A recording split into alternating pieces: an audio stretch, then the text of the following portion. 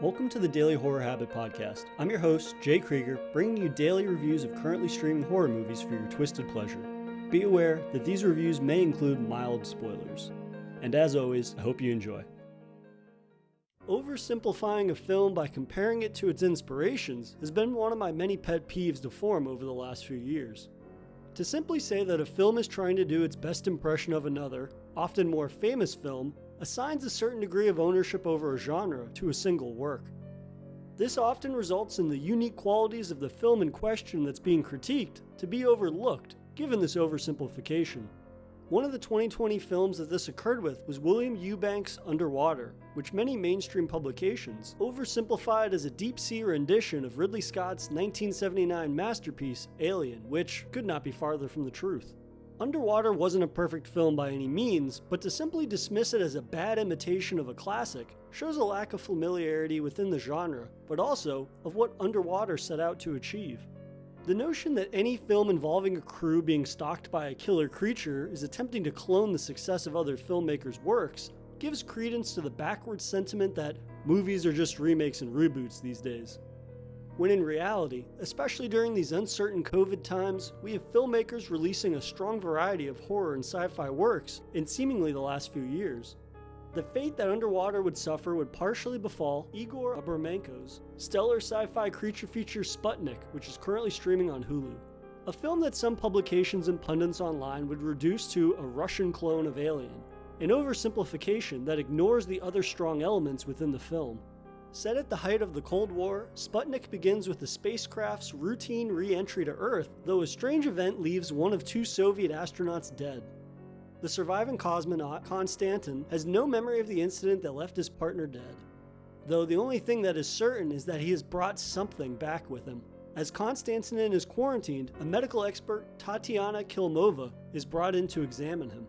Though what she discovers is bound to reshape her understanding of the trajectory of the Cold War, as well as her understanding of the universe. As Tatiana meets and speaks with the surviving cosmonaut and learns the strange details of his re-entry to Earth, she uncovers the true reason for her being there. The man in charge of the facility that the cosmonaut is being studied at, Colonel Samirodov, reveals to Tatiana that an extraterrestrial life form is residing within the cosmonaut's body. Unbeknownst to its host, at night the parasitic alien crawls from its unconscious host, slipping out through his throat into a wet pile of bile. It uncurls itself and reveals it to be a full-fledged alien life form that has a taste for human flesh. Tatiana must now contend with attempting to free the cosmonaut's mysterious bond with the creature, as well as the Colonel's and the Soviet state's need to weaponize the alien. And now for a brief intermission.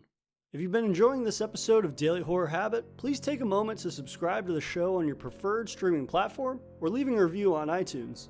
And thank you for your continued support, which drives the show's success. And now, without further ado, let's get back to today's horrifying episode. First and foremost, director Abramenko and cinematographer Maxim Zhirkov do a stellar job of capturing the coldness of the Soviet era. A bleak landscape of dark gray color palettes which is fitting in conveying the high stakes of Soviet secrecy and paranoia that the film's narrative delves into. What Sputnik does much better than a majority of other creature features is, it doesn't allow its narrative to become an afterthought. Yes, the film delivers some stellar and brutal creature feature moments, which I'll get into in a minute, but the espionage and psychological aspect of the film is equally as engaging. Uncovering the mystery behind this extraterrestrial threat, staving off an extraterrestrial arms race, as well as trying not to get eaten herself, makes Sputnik a political thriller as much as it is a sci-fi horror film. The lengths that Sputnik goes to entrenching the viewer into the world of Cold War-era Soviet Union, such as delving into Soviet propaganda, rewriting history, as well as the mentality of leaders who have a success justifies drastic measures taken mentality.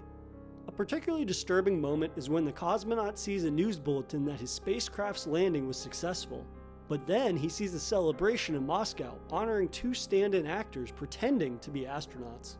Exposing the lies and rewriting of history at the hands of his superiors is when breaking quarantine becomes essential for the cosmonaut. While the plot primarily revolves around the cosmonaut and creature, the true protagonist of the film is Tatiana.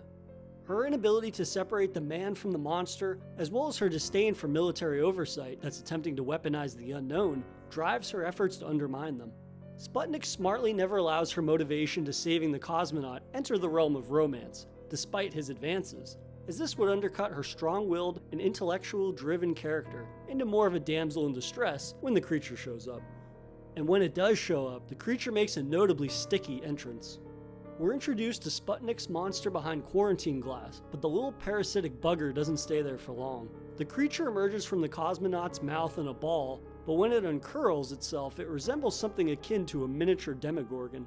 A gray creature that looks almost innocent initially, but when it stands, it reveals a set of chompers that run the length of its mouth to its underbelly. A ferocious creature that maneuvers environments at lightning speed only to pounce upon its victim, eviscerating their fleshy appendages. If there's one thing the creature design nails, it's the creature behaving as the parasite it is. Should it breach containment, it isn't a matter of will it flee to the outside world, but when will it? Now, there's not an abundance of carnage, but when it does occur, it is swift and brutal, capturing the viciousness that a creature feature must have to stand out against the herd. There's little not to enjoy about Sputnik. I suppose if you aren't looking for a rather bleak and dark creature feature thriller, this would be a miss for you. But then again, I'm not sure who's out there pining for an upbeat creature feature. For the rest of us, Sputnik delivers a far more engaging story propped up by a strong lead performance and adequate secondaries. The creature itself isn't the main star of the show, but when it does rear its extraterrestrial head, it makes its presence known in memorably bloody fashion.